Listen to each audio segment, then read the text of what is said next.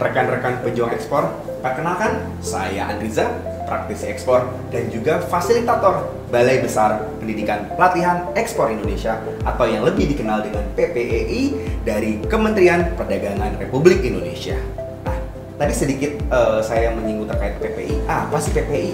PPEI merupakan sebuah balai dan juga wadah bagi para rekan-rekan pelaku usaha dan juga UMKM yang ingin belajar tentang ekspor dan seluk-beluknya. Pada video singkat kali ini kita akan membahas beberapa hal. Yang pertama, overview tentang ekspor. Apa sih ekspor dan juga definisinya? Dan yang kedua, mekanisme ekspor terkait dokumentasi, persyaratan dan lain-lain.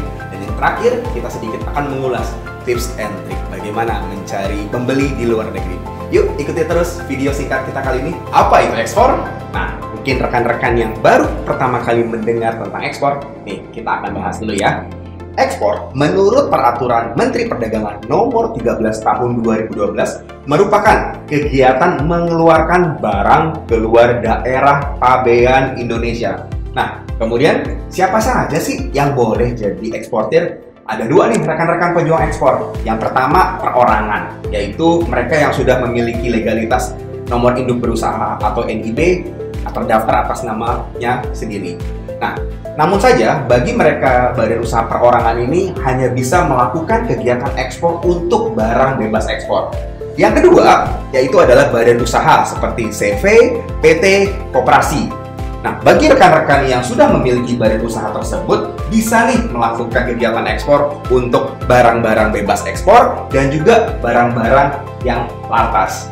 Nah, apa sih barang-barang ekspor tersebut? Nah, barang-barang ekspor terdiri dari dua. Yang pertama yaitu bebas ekspor. Prinsipnya ini merupakan barang-barang yang bebas dikirim ke luar negeri atau kita lakukan ekspor. Nah, yang kedua nih yang perlu jadi catatan nih, yaitu adalah barang-barang lantas. Biasanya barang-barang ini memang dibatasi ataupun dilarang karena memang untuk mendukung kepentingan umum yang ada di negara Indonesia dan juga membatasi pasokannya karena memang kebutuhannya masih sangat diminati oleh pasar dalam negeri. Ataupun kalau misalnya barang dilarang ekspor, ini merupakan barang-barang yang berbahaya ya. Tentunya kita tidak bisa nih mengekspor barang-barang yang dilarang ini. Tadi kita sudah mempelajari nih terkait definisi barang-barang ekspor. Apa aja sih kira-kira contoh-contoh dari barang-barang tersebut? Yang pertama yaitu barang-barang yang dibatasi. Ada seperti kopi, produk industri kehutanan, rotan, intan kasar, prekursor, timah batangan, dan lain-lain. Adapun juga produk-produk yang dilarang untuk diekspor seperti arwana dan peranakannya, benih ikan sidat, udang galah yang ukuran kecil, rotan asalan ataupun setengah jadi, kayu bulat, dan lain-lain. Sekarang kita akan masuk ke kaitannya mekanisme ekspor. Nah, pertama, sebelum kita masuk ke dalam dunia mekanisme, rekan-rekan harus tahu nih, persiapan apa saja sih yang harus rekan-rekan siapkan. Yang pertama, yaitu adalah dokumen. Dokumen ini meliputi dokumen perusahaan, yang kedua yaitu dokumen ekspor. Nanti kita akan pelajari bersama-sama ya, apa saja dokumen tersebut. Yang kedua, produknya, tentunya teman-teman. Ada terkait spesifikasi, kriteria dari produk tersebut, dan juga yang tidak lupa kualitas produk. Nah, yang ketiga rencana kerja. Ada seperti marketing, operasional, tim, dan juga keuangan. Yang terakhir, yang paling penting dan kita akan sama-sama belajar di sini, yaitu adalah skill dan pengetahuan. Skill dan pengetahuan tersebut meliputi seperti prosedur ekspor, pembayaran, dokumen ekspor, dan lain-lain. Bagi rekan-rekan pejuang ekspor yang ingin mempelajari lebih lanjut terkait skill dan pengetahuan ekspor, rekan-rekan bisa mengunjungi website PPEI yang ada di sini, dan juga ikuti sosial media PPEI yang ada di sini. Dalam dunia ekspor, banyak banget pihak-pihak nih yang terlibat dalam kegiatan ekspor. Mungkin kita bagi dua dulu kali ya. Ada dari mereka yang masuk ke dalam area pabean Indonesia dan juga area pabean NTE atau negara tujuan ekspor. Kaitannya terkait prosedur ekspor seperti bagian yang ada di sebelah saya. Pertama, rekan-rekan pejuang ekspor harus sudah melakukan korespondensi atau komunikasi dengan pihak importir yang kemudian rekan-rekan melakukan kesepakatan dengan pembuatan kontrak.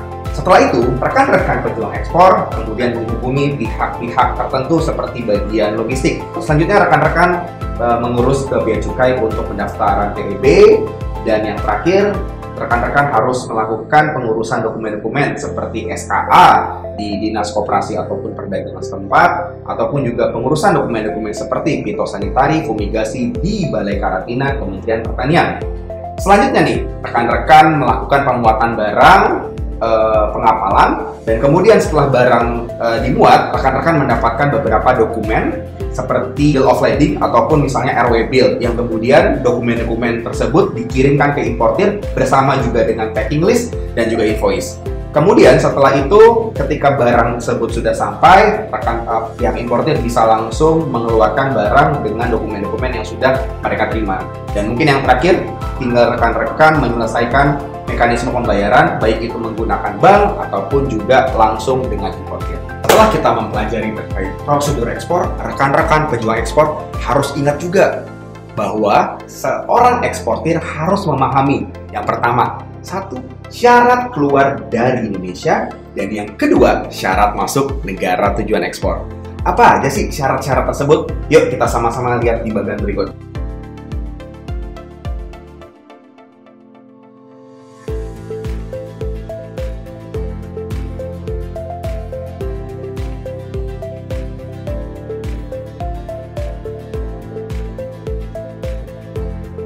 Yang pertama, kita akan mengulas syarat produk teman-teman bisa keluar dari zona pabean Indonesia. Nah, syarat-syarat tersebut ada yang sifatnya melekat pada perusahaan atau badan usaha rekan-rekan pejuang ekspor, ataupun yang sifatnya melekat kepada shipment ataupun produk. Dan itu harus diurus setiap kali teman-teman melakukan pengiriman. Jadi rekan-rekan pejuang ekspor sudah mempelajari kaitan mekanisme ekspor dan juga prosedurnya. Sekarang kita akan belajar bagaimana sih mencari pembeli ekspor yang ada di luar negeri. Ada beberapa cara yang rekan-rekan pejuang ekspor bisa lakukan untuk mendapatkan buyer yang ada di luar negeri melalui website pemerintah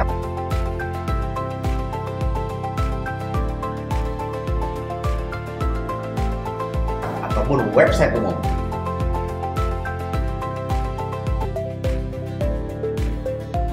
Oke rekan-rekan, sekian untuk video pembelajaran singkat bagaimana memulai ekspor. Bagi rekan-rekan yang ingin mempelajari lebih lanjut terkait dunia ekspor, rekan-rekan bisa langsung mengunjungi website ppei.kemendak.go.id ataupun mengikuti jalur sosial media berikut. Anak muda, keren, jadi eksportir!